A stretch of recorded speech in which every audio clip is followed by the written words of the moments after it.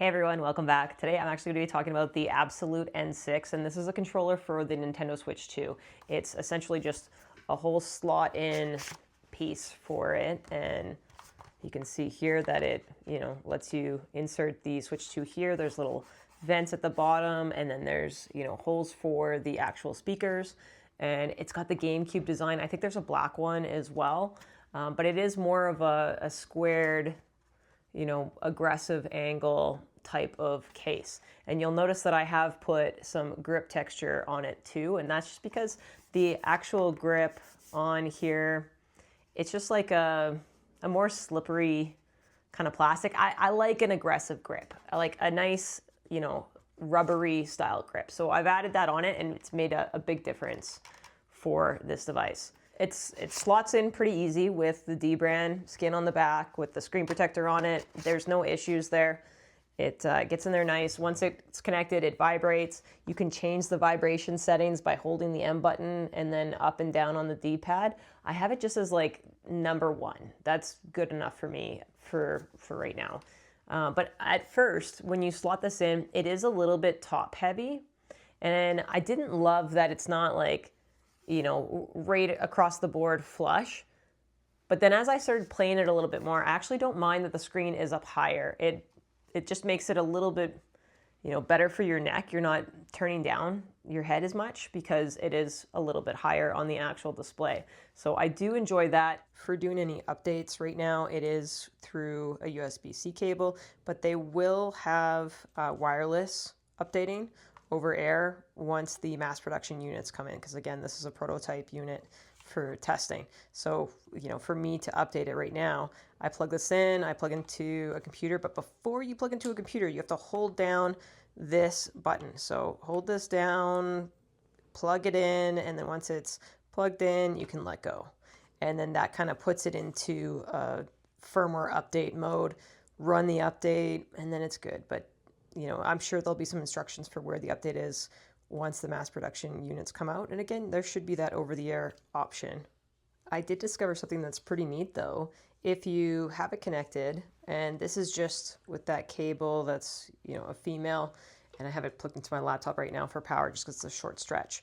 But if you look at this, I have full functionality with this controller as long as it's powered.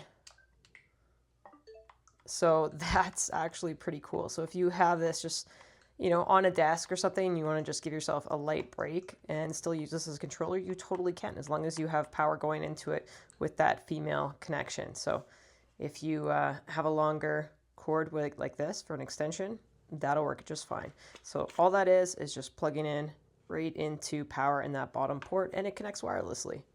This thing looks super cool. That GameCube design looks awesome. The one thing I wish they would have done for the design is more like my Switch 1 here. This is one that I've reshelled, but you see how you've got the purple button on the R? I mean, that's like classic. You got to have just that one different colored button, and that would have been super cool if they had done that on this GameCube edition. The front buttons are like micro switch face buttons here. These are conductive pads. So you can hear the conductive pad. D-pad, same thing, conductive pad. Oh, there we go. Okay, I'm just throwing out Pokemon. That's fine. That's fine. The sticks are Hall effect sticks, so you don't have to worry about drift on there.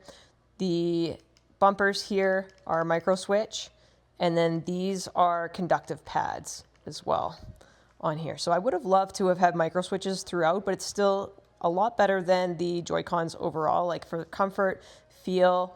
And again, like I mentioned, the screen is a little bit higher. So when you're gaming, it's just nice to have it a little bit higher. The speakers aren't blocked or anything because we have those holes there. Again, we've got the vents at the bottom, so that's making sure that the airflow continues. And you can still charge using that charge port at the top, so nothing's blocked off there.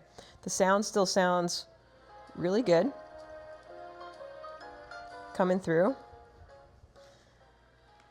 And yeah, I mean, I've been enjoying playing with this for sure. I mean, is this something that's right for you? I don't know. That's something that you'll have to make a decision on. But with the grip tape, it's definitely made a huge difference. And I wish that this was just a little bit, thicker of a grip at the bottom. It's a sharp angle on there, but I don't mind it. And you've got the 2 buttons on the back here. I don't accidentally hit them. I think they're in a good place for how my grip stance is. Like, I don't find that it's, you know, gonna get accidentally tapped or anything like that. And again, the grip tape, that's the way to go. This thing is just a little bit slippery of a finish. Not like super slippery, it's a soft texture on there, and it's more slippery than I would like it to be. So having that grip tape on here feels awesome. And I am enjoying playing with this for sure. This is, it's been fun.